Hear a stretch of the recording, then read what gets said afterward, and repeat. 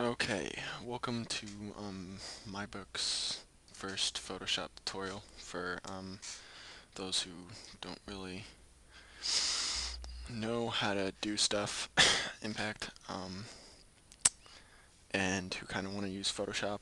I pretty much have the whole suite there, CS4, so I can teach you how to make cool SIGs. Um, Pretty much, we're just going to start off with a simple image, and all I did was go File New here. Um, 410 by 120, that's my favorite backhand. Content's white, that's pretty much favorite. I have it as a preset. Um, you can use pretty much any size you want. A lot of these steps, by the way, it doesn't have to be CS4. Just letting you know, it doesn't really have to be that special program. You can do it with anyone, especially because a lot of the techniques I use it can be on either one. All right. First thing you're gonna need to do is if you want to get one of mine, that a SIG that looks like this right here. That's what I have right here. Um, if you're gonna if you want to make something like that, you're gonna need some grunge brushes, and you can get these off Google. Just search Photoshop grunge brushes, and you can get some. They look like dirt, kind of like that. They look kind of cool. And all you'd have to do is then kind of go back and forth with this. Now I made a mistake here. What I'm going to do is I'm going to go Control J to duplicate the background layer because it's locked, and duplicate the original background. So I have a new identical layer, but it's not locked. I'm going to switch colors using my X, pressing the X button, which goes back and forth, and that kind of just switches back. And I'm going pretty simple here, kind of slow. Just back and forth here. Get some nice contrast. And as you can see here, I'm not really changing brushes a lot, but I'm changing using different parts of the brush. So it doesn't look like I'm using just one or two brushes. This is really important to, it's really important to do this, to move your brush around to be able to do that kind of thing. And I extremely recommend doing full screen with menu bar. That's up here in CS4. It's over here in your toolbar in CS3 and CS2. I severely recommend that. Anyway, I think that's pretty good brushing here. I'm gonna make a new layer. Gonna get out my brush tool so it doesn't get here.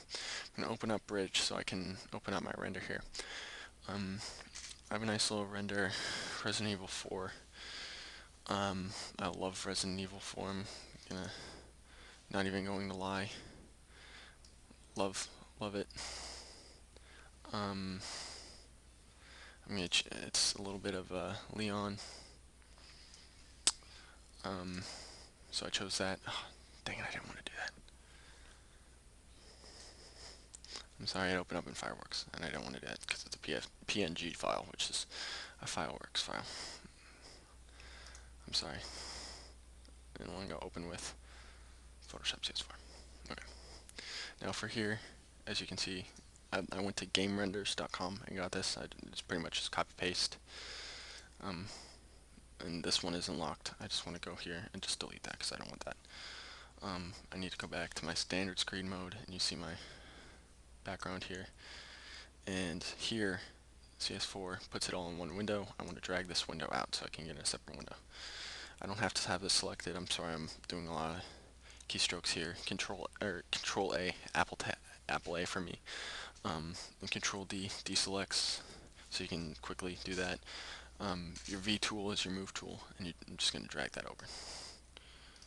Okay, and I don't want to save that. Go back to full screen with menu bar. Okay. Also, another reason why you do full screen with menu bar is you can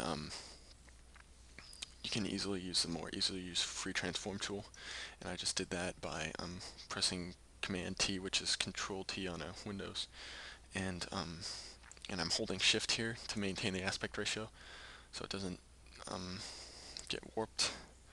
You can do it either side.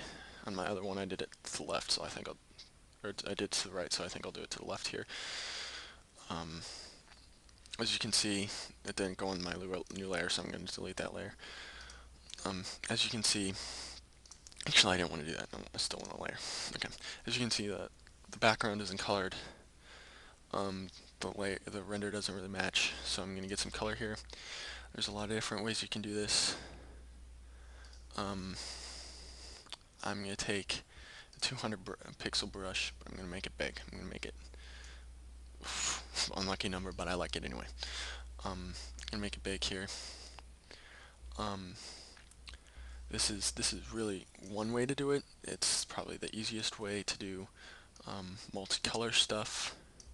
All you do is take your brush tool, take a good solid red here, I like that, and just brush that. Alright, and it looks bad right now, but you'll see that it looks good. Take a nice middle blue there, and brush it there.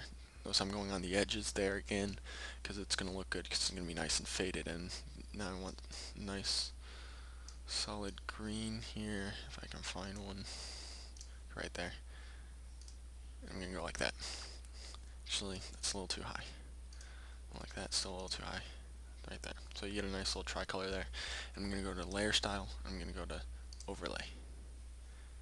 And see how that kind of just colored it up a little bit. I like that. It's not too easy to see. So what I'm going to do, I'm going to go Command J and duplicate it.